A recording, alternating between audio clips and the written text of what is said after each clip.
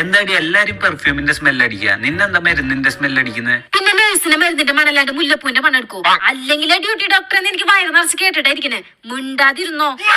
എല്ലാരുടെ പ്രഷർ ഇവളെ ചെക്ക് ചെയ്യാ, ഇനി ഇവളുടെ പ്രഷർ ആര് ചെക്ക് ചെയ്യാവോ? നോക്ക് എന്റെ മോതിരം എങ്ങനെയുണ്ട്? എന്താ അത്രയും നന്നായിണ്ടാ? അതല്ലടാ, നിനക്ക് എന്തോരം ഞരമ്പുകളാ. ചില പേഷ്യൻസിന് സൂചി കുത്താൻ നോക്കുമ്പോ ഒരു ഞരമ്പ് പോലും കിട്ടില്ല, ഭ്രാന്ത് വരും. നിനക്ക് എന്തോരം ഞരമ്പാ? ഒരു സൂചി കുത്തട്ടടാ, ഒരെണ്ണം. എന്ത് സൂചി കുത്തട്ടാ? നിനക്ക് ഭ്രാന്താ? എണീച്ചു വീട്ടിൽ പോടി. ഡാ, നമ്പറെ കാര്യം ഞാൻ എന്റെ വീട്ടിൽ പറഞ്ഞു, അവർക്ക് ഓക്കെയാ. നീ എപ്പോഴാ വീട്ടിൽ പറയാൻ പോണേ? അതൊക്കെ ഞാൻ ഈസിയായി സമ്മതിപ്പിക്കും, നീ നോക്കിക്കോ. ഹലോ അമ്മ, ഞാനൊരു പെൺകുട്ടീനെ ലവ് ചെയ്യുന്നുണ്ട്. അടിച്ചു മോന്ത പൊളിക്ക് ഞാൻ.